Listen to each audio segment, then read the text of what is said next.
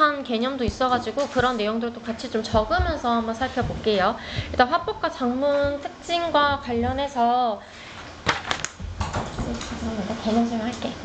의미공유 과정 이런 얘기가 있었는데 이게 나 혼자 발화하는 게 아니라 정해진 순서에 지키면서 순서를 교대하면서 그런 발화하는 과정이 있었잖아요. 그래서 의미공유 과정 해가지고 화법에서 나타나는 개념이 또 두 가지가 있었죠. 하나는 서로 상호 순서를 교대해가지고 발화하는 방식, 혼자 일방적으로 말하는 게 아니라 쌍방향적 의사소통과 관련해서 나왔던 거.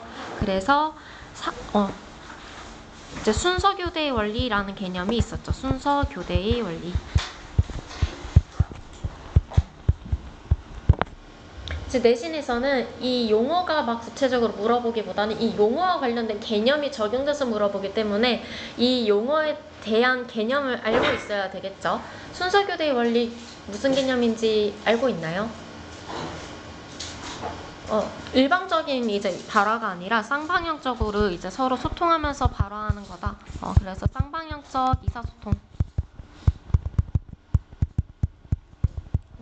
관련되어 있죠.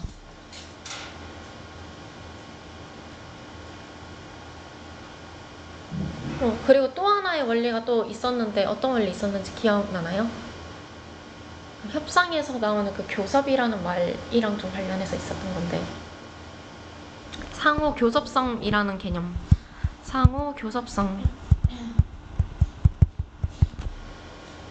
이게 이제 의미 공유의 과정이랑 같은 맥락으로 나오는 개념이죠. 내가 이게 발화를 하면은 나랑 상대방이랑 대화를 하면서 서로 의미하는 영역이 커지잖아요. 그래서 새로운 맥락을 만들어내게 되는 거. 그래서 내가 어떤 거에 대해서 말을 하고 어떤 사람이 또 어떤 거에 대해서 말을 하면은 그 결과값이 이게 나오는 게 아니라 이런 새로운 이제 의미 공유를 만들어낸다라는 그런 개념이죠. 그래서 새로운 의미를 구성하게 된다. 그래서 이렇게 두 사람이 대화를 해서 전혀 다른 이제 새로운 의미를 만들어내는 개념이 상호 교섭성이라는 개념이었죠. 그리고 이거랑 관련해서 대화의 원리 또 5가지 있었는데요. 대화의 원리. 이거는 이제 고1 때 배우고 올라오는 개념이어서 학교에서 수업이 직접적으로 안 이루어져도 내신에서는 정확히 막 물어볼 수 있었죠. 이제 같은 맥락으로 관련성의 원리다라고도 했었죠. 관련성의 원리. 대화를 할 때 지켜야 되는 원리가 여러 가지 것들이 있는데 그 중에서 관련성, 주제에서 벗어나지 않는 대화를 해야 된다라는 게 관련성의 원리라는 개념이 있었어요. 그래서 5가지 이제 경률이 있었는데 기억나나요? 경률 5가지.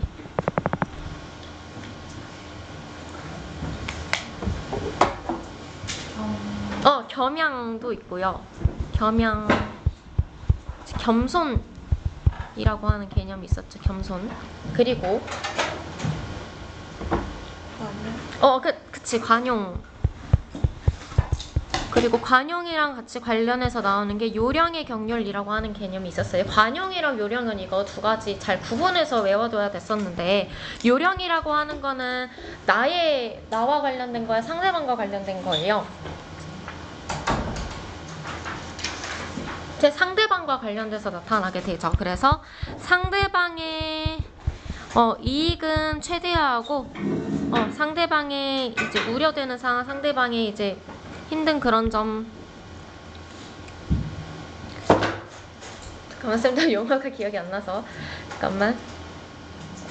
부담. 상대방의 부담을 최소화해가지고 이제 상대방이 나에게 상대방을 이제 설득시킬 때 나타나는 그런 발화가 있었어요. 관용은 이거랑 반대되는 개념이었죠.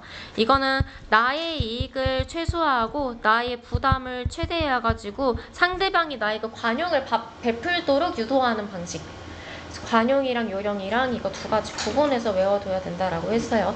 이게 수트 문제에서도 이 정확한 겸양, 관용, 요령 이런 용어가 나오는 게 아니라 이게 풀어가지고 나와져 있었기 때문에 이 개념들은 잘 알고 있어야지 돼요. 그리고 나머지 2가지 또 있는데 기억나나요? 찬동이라고 하는 거 있었죠. 찬동. 얘는 이제 칭찬하는 발화여가지고 찬동.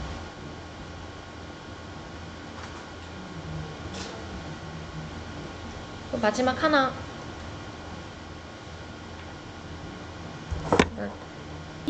고마워요. 동의의 격려를 가지고 상대방과 나의 이제 공통점, 이제 비슷한 그런 점을 같이 견주어가지고 관련성을 높이는 그런 동의의 격률이 있었어요. 그래서 이렇게 5가지 대화의 원리도 잘 기억해둬야 됐던 거, 이거에 따른 이제 개념을 잘 알고 있어야 된다라는 게 중요했어요. 그러면서 이제 사회적 의사소통의 힘이라는 영역도 있었는데, 이거랑 관련해서 나타나는 같은 말, 이제 사회적 영향력이라는 말도 같이 언급해서 알아두면 됐었죠. 사회적 영향력이라는 말. 그리고 그 외에 자아성장과 공동체 발전에 기여한다, 이런 이제 맥락도 있었어요. 그래서 뭐 개인 내적 대화 혹은 아니면은 이제 어떤 대상과의 대화 해가지고 나타나는 그런 개념들이 있었던 거. 여기서 이제 중요한 거는 의미 공유 과정에서 이제 나타나는 여러 가지 개념들만 좀 잘 관련해서 알아두고 있으면 돼요. 그리고 이제 태도 관련해서 나타나는 게 있었는데, 여기서 이제 사회적 의사소통이랑 관련해서 나타나는 개념이죠. 이거 사회적 의사소통 행위랑 관련해서 나타나는 개념. 그래서 사회적 책임, 사회적 영향력, 이런 개념들이 있었고요.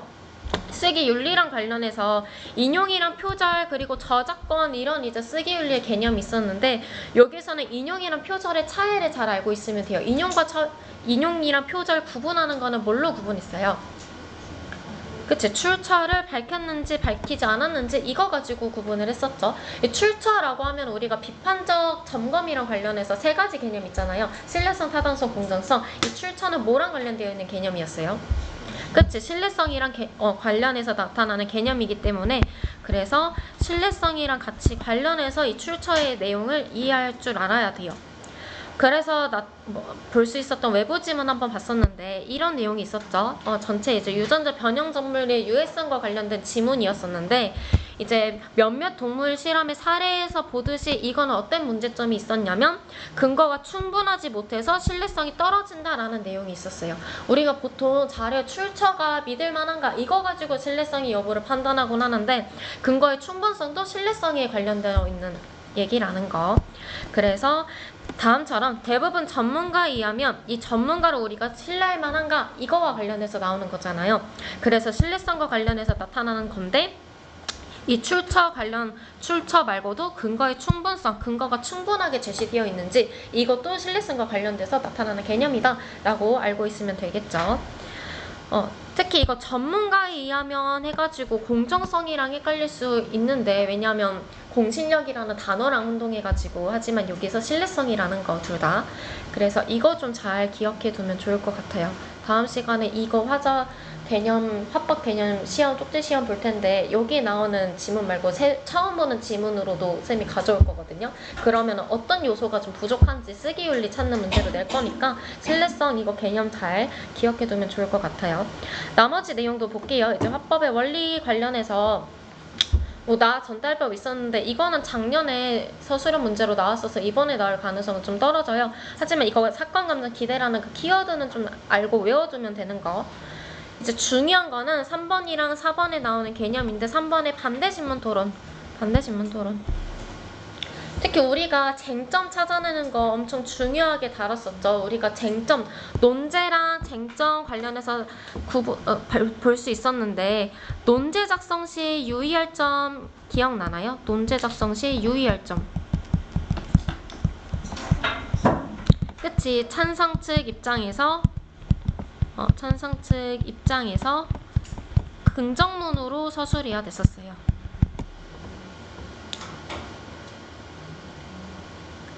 반면에 쟁점 작성할 때는 어떻게 했어야 되는지 기억나나요? 쟁점 작성 시 유의할 점. 긍정문, 평서문이 아니라 어떤 문?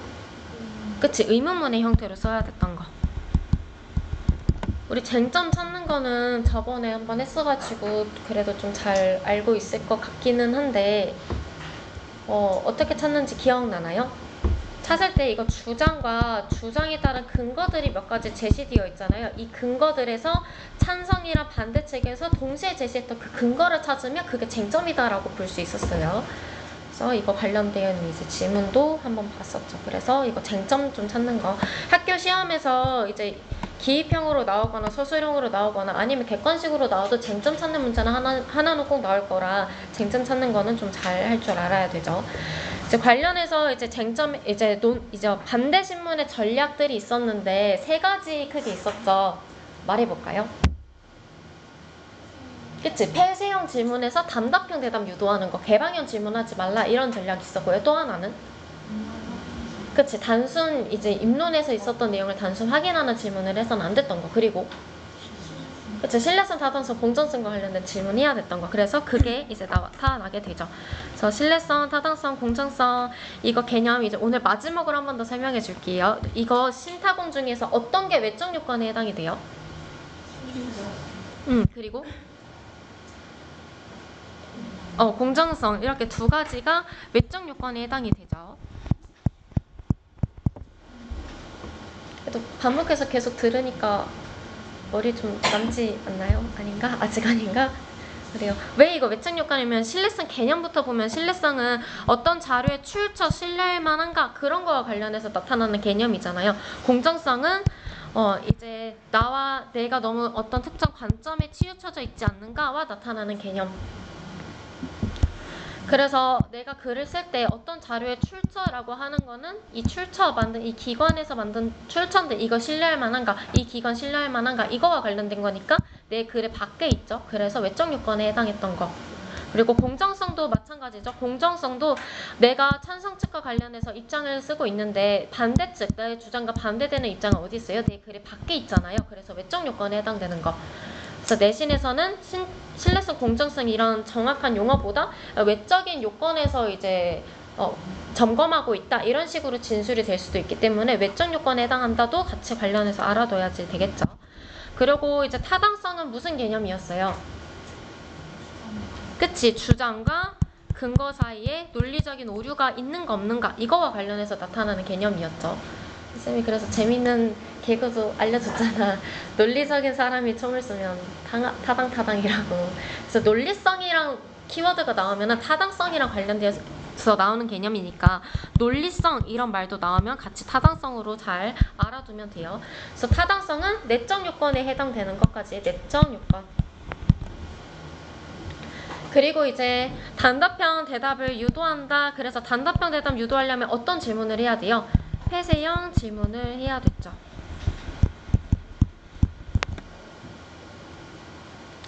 특히 이 폐쇄형 질문이랑 이제 반대되는 개념은 개방형 질문이었던 거. 그래서 반대 신문의 단계에서는 앞에서 입론에 있었던 내용의 논리적 오류를 발견해가지고 그 논리적 모순을 찾아야지 되는 게 중요하기 때문에 개방형 질문을 하게 되면은 내가 그 논리적 모순을 찾기까지가 어렵게 되죠. 그래서 만약에 내가 어떤 폐쇄형 질문을 했을 때 같은 질문인데 어떤 대답은 예로 하고 어떤 대답은 아니오라고 해서 그 논리적 모순을 찾아내는 게 핵심인데 개방형 질문을 하면 이게 어려워지니까 이런 질문과 이런 대답을 유도해야 된다라는 내용. 그러면서 이제 단순히 이제 확인하는 질문을 해서는 안 된다 이런 내용도 있었죠. 그래서 이런 것까지. 왜냐면 시간이 제한되어 있기 때문에 입론에 있었던 내용을 확인하는 질문을 하면 시간 제한상 안 되겠죠. 그리고 그 외에 이제 하나의 질문에 하나만 해야 됐던 거. 하나의 질문. 하나의 질문에 하나의 내용만 담겨져 있어야 됐던 것까지. 왜냐면 하나의 질문을 할 때 2개 이상의 내용이 담겨져 있으면은 이제 상대 측에서 둘 중에 자기에게 유리한 대답만 하면 되잖아요. 그래가지고 하나의 내용만 담겨져 있어야 한다. 이런 내용까지 좀 보수적으로 있었죠.